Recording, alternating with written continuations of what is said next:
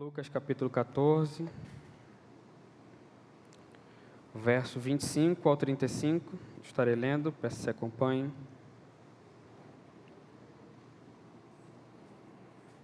Lucas 14, verso 25 ao 35. O texto bíblico diz: uma grande multidão o acompanhava, e ele, voltando-se na direção dela, disse: se alguém vier a mim e amar pai e mãe, mulher e filhos, irmãos e irmãs, e até a própria vida mais do que a mim, não pode ser meu discípulo. Quem não leva a sua cruz e não me segue, não pode ser meu discípulo. Pois qual dentre vós, querendo construir uma torre, não se assenta primeiro para calcular as despesas, para ver se tem como acabá-la? Para não acontecer que depois de haver posto os alicerces, e não a podendo acabar, todos os que a virem comecem a zombar dele, dizendo: este homem começou uma construção e não conseguiu terminá-la. Ou qual é o rei que, antes de entrar em guerra com outro rei, não se assenta primeiro para consultar se com 10.000 pode ir de encontro ao que vem contra ele com 20.000? Mas, pelo contrário, enquanto o outro ainda está longe, manda emissários e pede condições de paz. Assim, todo aquele dentre vós que não renuncia a tudo quanto possui, não pode ser meu discípulo. O sal é bom, mas se ele se tornar insípido, com que se há de restaurar-lhe o sabor? Não serve nem para a terra, nem para adubo, mas é jogado fora. Quem tem ouvidos para ouvir, ouça. Quando nós olhamos para a temática do discipulado, o autor Dallas Willard, em seu livro A Conspiração Divina, ele faz a seguinte afirmativa: quem te ensina de quem você é discípulo? Seja honesto. Uma coisa é certa: você é discípulo de alguém, pois aprendeu o seu estilo de vida com outra pessoa. Não há exceções a essa regra, visto que o ser humano é o tipo de criatura que tende a aprender e continua aprendendo a viver com os outros. O discipulado está relacionado a esse elemento de tornar-se parecido com Jesus a partir da verdade do Evangelho. Isso tem a ver com uma busca pelo bem, pela verdade, por algo estabelecido dentro da história, e não algo subjetivo. Então, os cristãos não correm atrás de uma suposta felicidade ou bem-estar.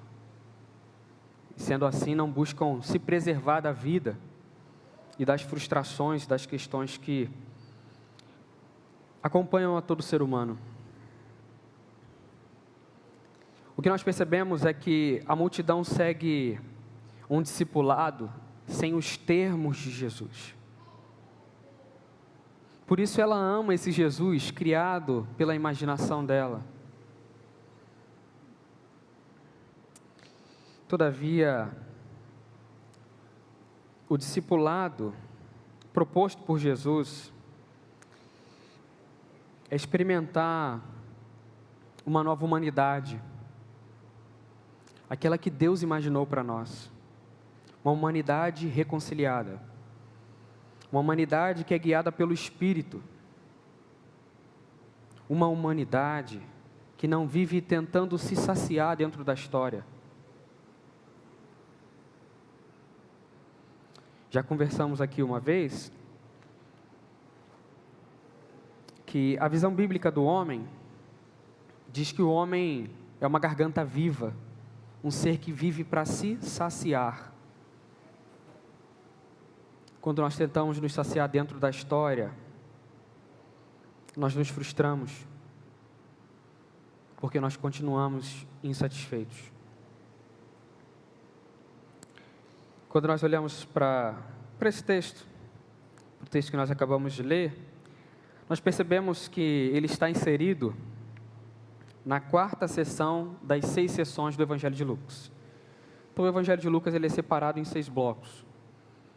Esse Evangelho, essa passagem, ela está inserida entre o capítulo 9, na 4ª sessão, entre o capítulo 9, verso 51, ao capítulo 19, verso 28. O que está acontecendo aqui? Jesus ele está saindo de Jerusalém, saindo da Galileia e indo em direção a Jerusalém.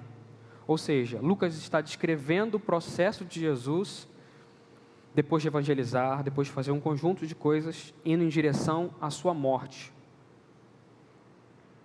E quando nós olhamos para o texto que nós acabamos de ler, a ênfase de Lucas é exatamente que Deus está agindo através de uma caminhada de sofrimento, paixão e morte de Cristo.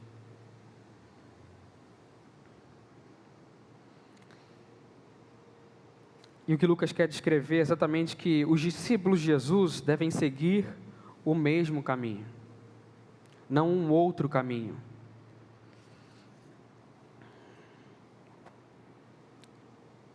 Assim, o que nós percebemos é que Lucas ele faz um contraponto entre o Cristo, que até antes do texto que nós acabamos de ler, fez milagres,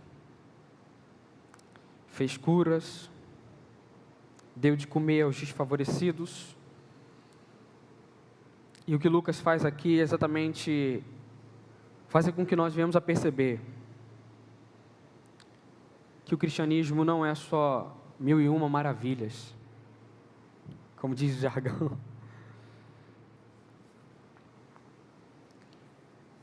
E que nós não vamos ter uma vida perfeita neste mundo.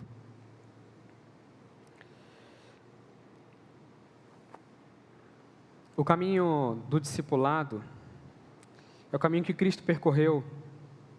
É um caminho de humilhação, de sofrimento, de dor. E para ser seguidor de Jesus, é necessário nós calcularmos as consequências que iremos enfrentar de seguir esse mesmo caminho.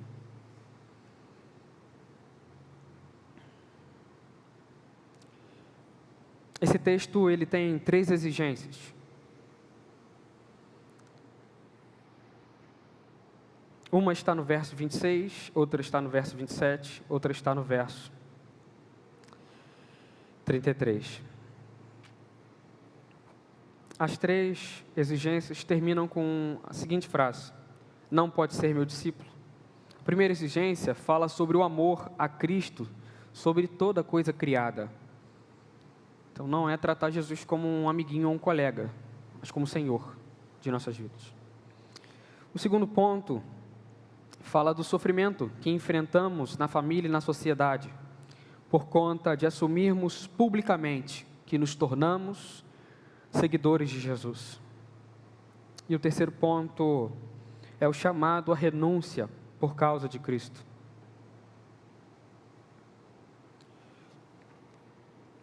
O teólogo Jonas Madureira, esclarecendo sobre o termo a grande multidão, ele cita o teólogo e padre católico John Mayer. E John Mayer classifica a grande multidão em 3 grupos. O primeiro grupo é o do círculo externo, referente às multidões que seguiam Jesus no sentido meramente físico. O segundo grupo é um grupo intermediário, um grupo mais próximo, mas não tão próximo. Refere-se aos discípulos que foram chamados por Jesus para segui-lo, tanto no sentido físico como no espiritual.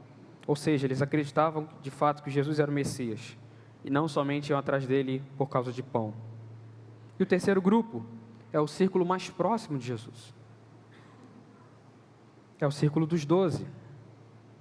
Um grupo especial de 12 homens, que não apenas eram discípulos de Jesus, como também formavam um círculo íntimo em torno de Jesus, ao redor de Jesus.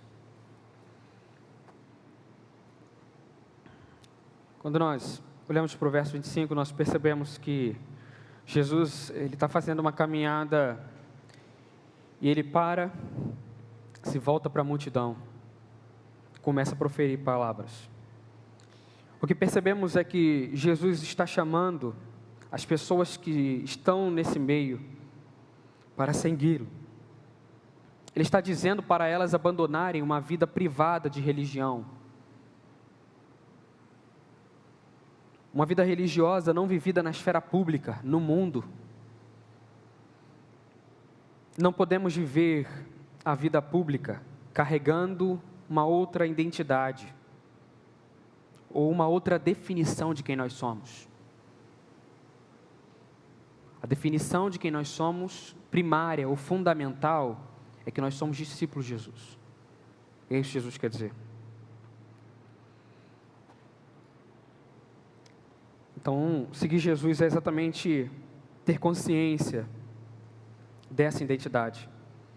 Mas também é importante para nós olharmos que no Novo Testamento existem 2 termos para discipulado. Tanto o termo que está descrito aqui no capítulo 14, que é o texto que nós estamos refletindo, que tem a ver com o fato de nós seguirmos a Jesus.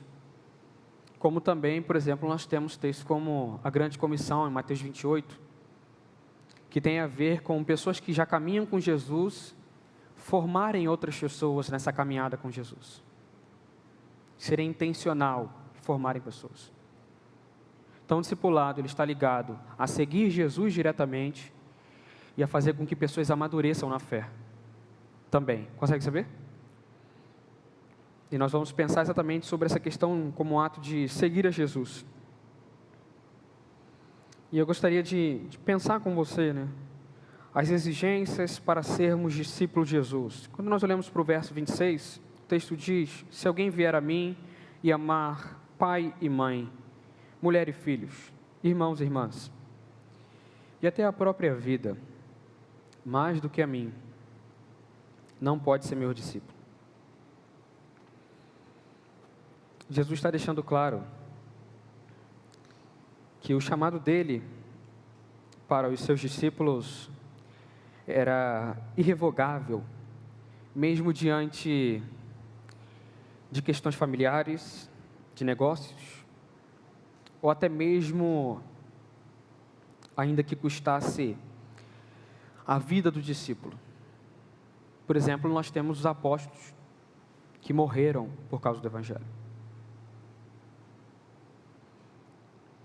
Então, esse discipulado com Jesus é um discipulado radical e total. Jesus não admite partes, uma relação limitada, fragmentada. Jesus quer ter relação inteira com pessoas reais. É isso que o texto está dizendo. Só que aí é importante para nós percebermos um elemento. E qual é o elemento? A palavra amor, ou o verbo grego misen, que em algumas traduções ele é tratado como odiar. Em outras traduções é tratado como aborrecer. Só que o uso dele aqui, ele é retórico. Ele não deve ser entendido no sentido literal. Por exemplo, o comentarista William Hendriksen, comentando sobre esse verbo, ele vai dizer que o verbo significa amar menos. Então, o que Lucas está fazendo? Ele está respondendo aos versos 18 e 20, onde 2 homens, um por causa dos seus negócios e outro porque era casado, ambos rejeitam participar do banquete, ter relação profunda com Jesus. É isso que significa esse banquete. Então, esse seguir a Jesus é encarar as consequências dessas perdas que teremos ao longo do tempo.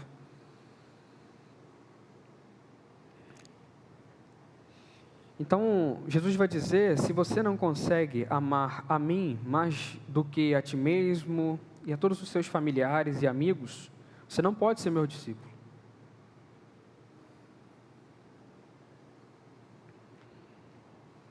Esse amor que Cristo exige dos seus discípulos é aquele que distingue Jesus das demais criaturas. Jesus não é mais um. Isso é importante porque existem diversas definições de Jesus no nosso contexto social. Nos nossos dias, sei lá, ele é um homem que ajudou pessoas, né? Deu de comer, curou, tudo mais. Os cristãos, ao longo da história, enxergaram um elemento fundamental. O modo como esses cristãos enxergaram Jesus, um elemento fundamental para distinguir os cristãos dos não cristãos na interpretação de quem Jesus é a ressurreição. Sem ressurreição, Jesus não é o Messias. Ele não é o Filho de Deus. Ele não é o Verbo encarnado. Não adianta ele fazer milagre, dar de comer. Então, você consegue perceber qual é a questão?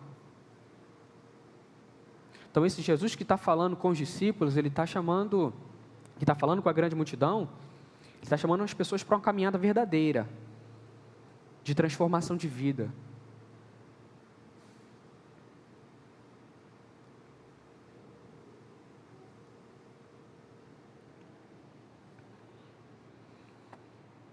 Então, o que nós vemos, e as perguntas que surgem são as seguintes: estamos dispostos a abrir mão dos nossos ídolos por amor a Jesus? E se a consequência disso for ser impopular? Você consegue entender o que é o cristianismo? O cristianismo nunca disse que nós devemos ser aceitos socialmente. Perceba, eu não estou dizendo ser mal educado, ser uma pessoa irresponsável, ser uma pessoa que vai fazer uso no seu trabalho e de coisas do tipo, do mero título de cristão, e não vai viver de acordo com a proposta de Jesus. O que eu estou dizendo é exatamente outra coisa, que é o que o texto diz. A caminhada com Jesus é uma caminhada honesta. Uma caminhada onde nós não esperamos do mundo o que ele não tem para dar.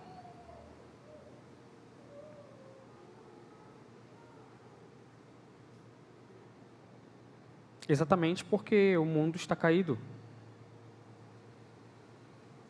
A interpretação cristã é essa: Deus criou o mundo. Só que os homens caíram em Adão. Isso afetou a estrutura da criação. Então, esse mundo perfeito, de bem-estar, onde nós nos poupamos do sofrimento e da dor, onde nós usamos de paliativo para não experimentar a vida. E a vida tem um dissabor, ela tem dificuldades. Ele não existe. Você consegue entender que o cristianismo é realista? E não uma imagem utópica do mundo? Então, o que nós vemos no verso 26 é que o ato de seguir a Jesus demanda amar Ele sobre todas as coisas. Quando nós olhamos para o verso 27, o que nós percebemos é que o ato de seguir a Jesus demanda abraçar o desconforto. Perceba o verso 27, que não leva a sua cruz e não me segue, não pode ser meu discípulo. Aqui Jesus enfatiza que ser discípulo dele requer sofrimento. E esse sofrimento ele é específico, tá? Pois está relacionado ao ato de professar a fé em Cristo e ser obediente a Ele. Lucas enfatiza isso em oposição, por conta da oposição que tanto Jesus e os discípulos de Jesus vão enfrentar de diversos grupos. Por exemplo, quando nós olhamos para Lucas capítulo 9, verso 22 ao verso 24, o texto diz: é necessário que o Filho do Homem sofra muitas coisas, seja rejeitado pelos anciãos, pelos principais sacerdotes e pelos escribas, e seja morto, e no terceiro dia ressuscite. Jesus dizia a todos: se alguém quer vir após mim, negue-se a si mesmo, dia a dia, tome a sua cruz e siga-me. Pois quem quiser salvar a sua vida, a perderá, e quem perder a vida por minha causa, esse o salvará. Essa advertência de Cristo, ela traz consciência do sofrimento a ser enfrentado por nós assumirmos compromisso com o ensino de Jesus.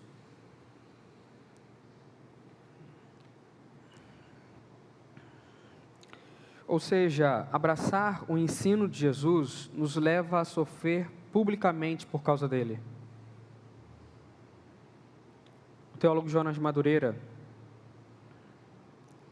afirma que o sujeito que carregava uma cruz tinha sido banido da sociedade, porque era considerado uma ameaça para todos. Ele deveria ser eliminado, mas não sem antes passar por um doloroso processo de humilhação e sofrimento. Então você consegue entender o que Cristo passou por nós? E que nós estamos seguindo a mesma trilha, ou que nós estamos trilhando o mesmo caminho? Nós precisamos ser honestos com o cristianismo que passa na nossa cabeça e o cristianismo ensinado por Jesus. Nesse caminho com Jesus, nós vamos sendo consolados pelo Espírito, confortados pelo Espírito, mas não por coisas que nós podemos produzir.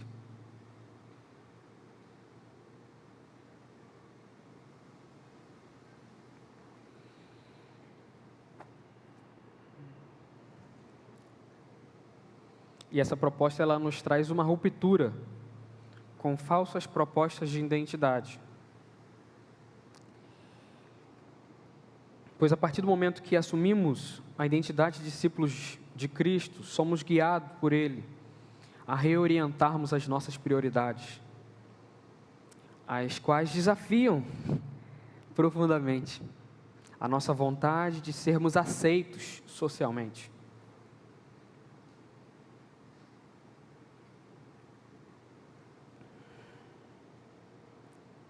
Pois não pode ser meu discípulo aquele que não assume a sua cruz e me segue. Será que estamos dispostos a se engajar, a se envolver no discipulado como Jesus requer?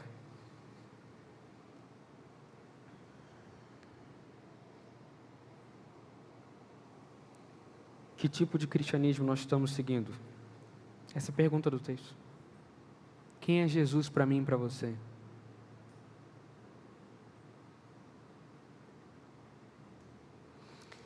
E aqui é importante nós esclarecermos algumas coisas.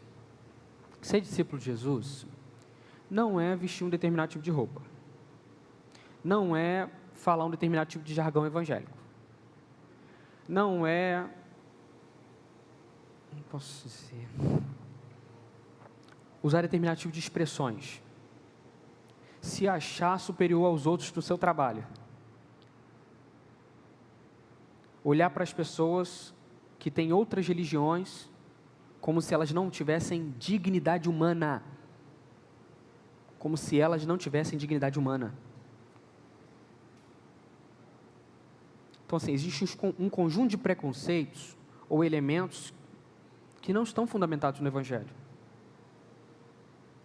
mas estão fundamentados numa cultura de disputa, de discussão contra as religiões.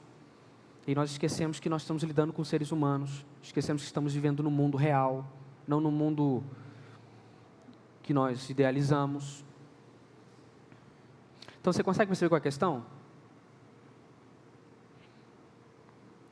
O chamado de Jesus não é um chamado para ser um moralista, para fazer uma oração como se nós fôssemos melhores do que alguém. Porque se nós pensamos desse modo, nós não precisamos de Jesus. Não há sentido de caminhar com Jesus.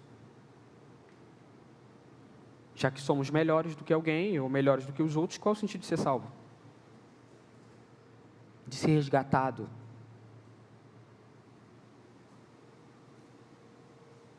Então você consegue perceber qual é a questão? Ser discípulo de Jesus não é ser um moralista enfadonho, alguém chato. Uma pessoa insuportável de se viver, de ter como amigo, ter como irmão, como filho, como pai, como mãe, como irmã, como esposa.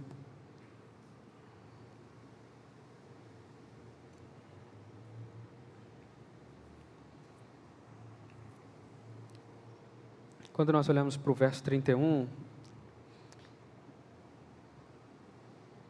o texto enfatiza a questão do cálculo, de se sentar para calcular, né? E isso configura uma atitude pensada e ponderada. O que Jesus está usando com essas duas ilustrações, ou com os dois contos que ele faz, é exatamente esclarecer uma questão. Nós precisamos sentar e ser honesto. O que é seguir a Jesus?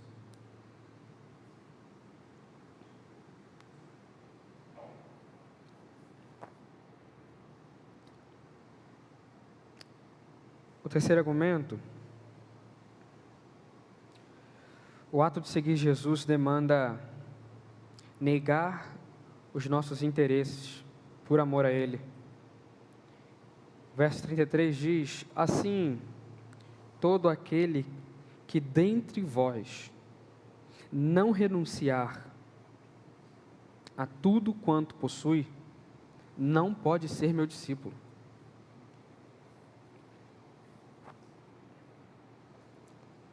Isso é um impacto para a grande multidão, ou para as grandes multidões, porque eles estão acostumados com comer, beber, se vestir,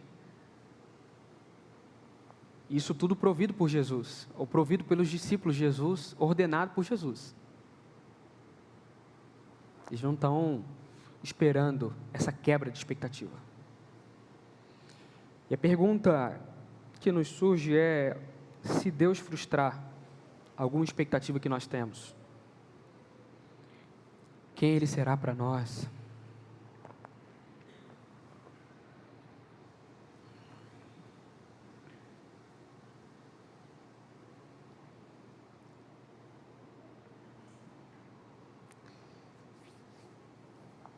Esse duro discurso de Jesus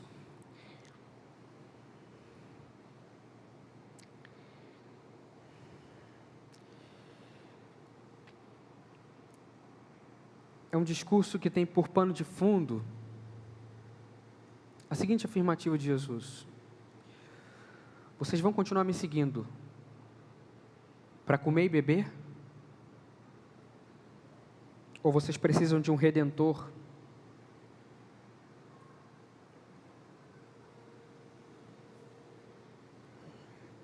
Quem é o Cristo que nós estamos buscando?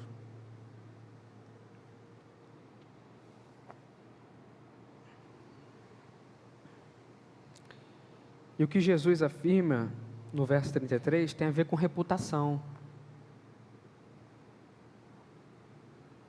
Porque quem caminhava com Jesus perdia um conjunto de coisas.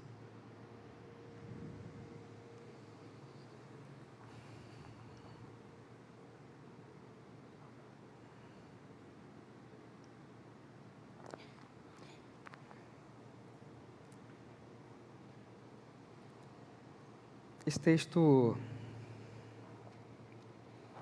nos faz olhar para o senhorio de Jesus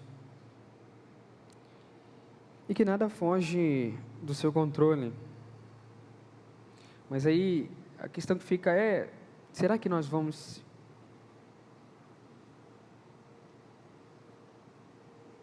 estar tranquilos? Descansar de fato? Se Deus não nos agradar?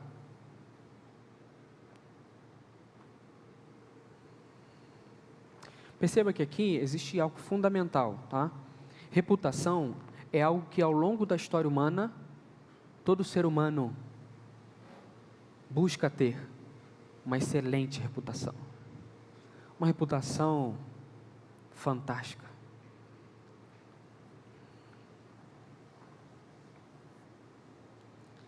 Através de um conjunto de coisas.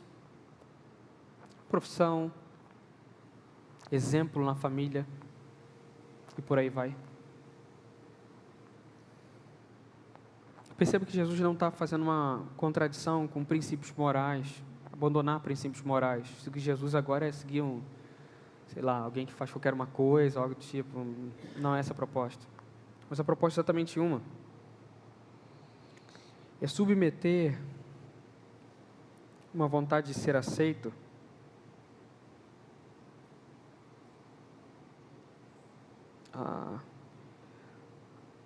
a estar em paz com essa vontade.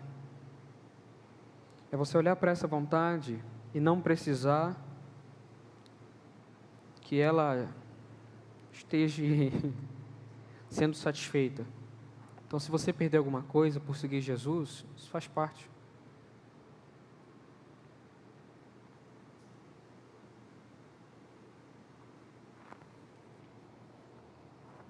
Exatamente porque no reino de Deus, perder é ganhar. Os últimos são os primeiros. Você consegue entender onde está o consolo? E que a lógica do reino de Deus, ela não trabalha com a lógica humana de disputa, de quem faz mais vence, de lógica de produção, de poder, de vaidade, do status quo. Ser discípulo está para além disso. Você pode lidar com essas coisas, mas sem perder de vista o discipulado.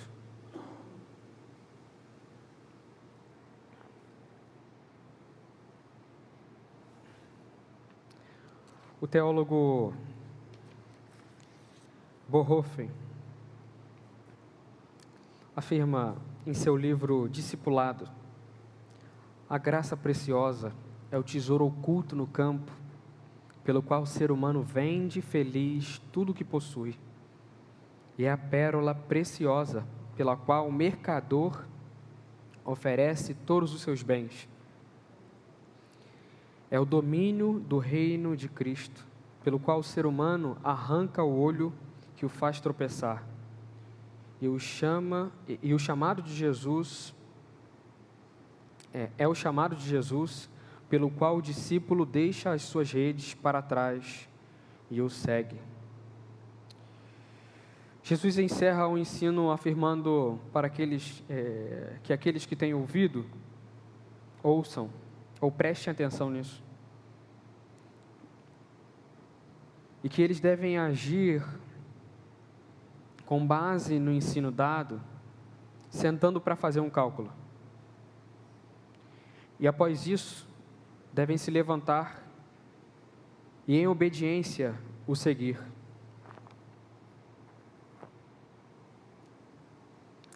E assim, o discipulado, o que demonstra é que o discipulado ele nos tira de uma prisão obcecada de sermos satisfeitos com os bens dessa vida e nos transporta para o reino de Cristo, onde estamos livres de sermos determinados pelo que possuímos ou por quem possuímos e quem somos socialmente. A nossa identidade e personalidade está enraizada sempre naquilo que nós mais amamos. E a afirmação de Jesus é exatamente uma: me amem acima de se amarem. Me amem acima de se amarem.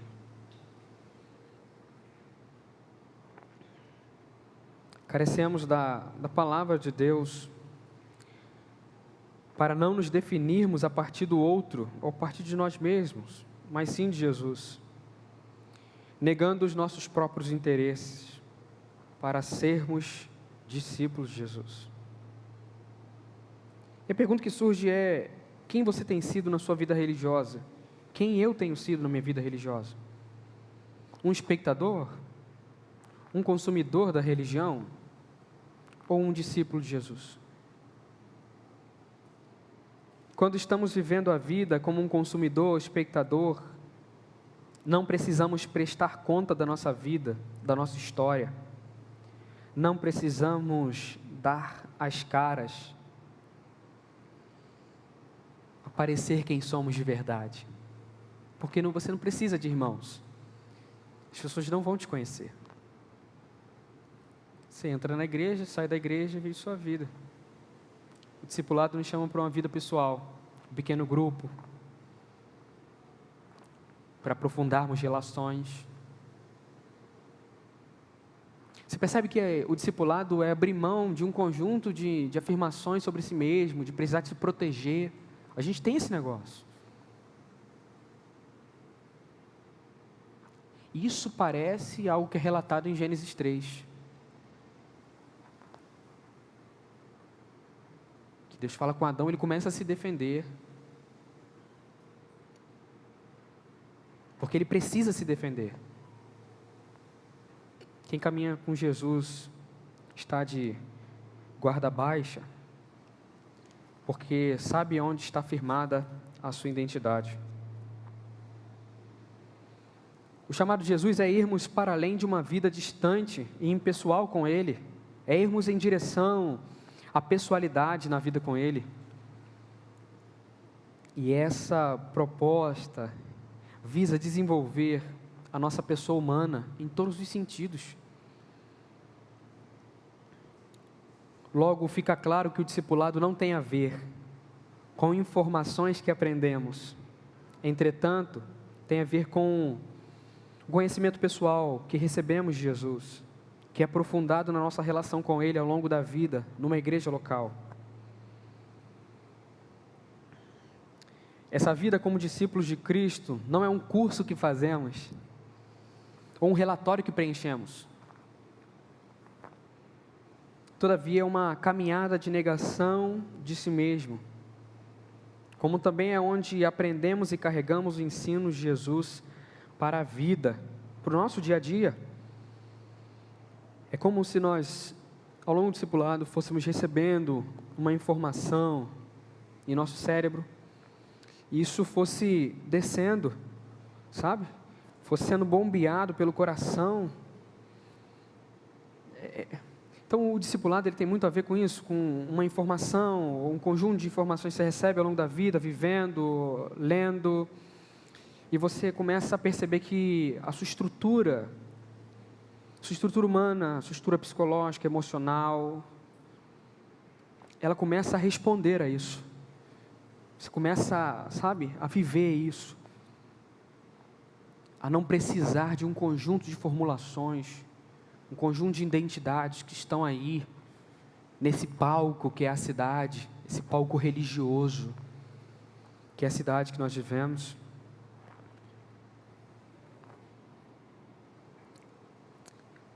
Mas que é uma caminhada de negação de si mesmo, ao longo da vida. E é nessa caminhada que acontece e que se desenvolve a imitação a Jesus. E nessa imitação, toda a preocupação com a nossa autoimagem, ela é frustrada.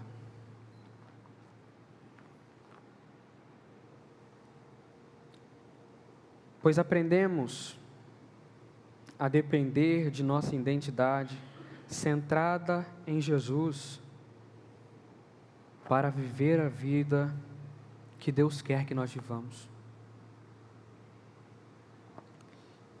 Que Deus nos ajude. Curva sua cabeça, vamos orar?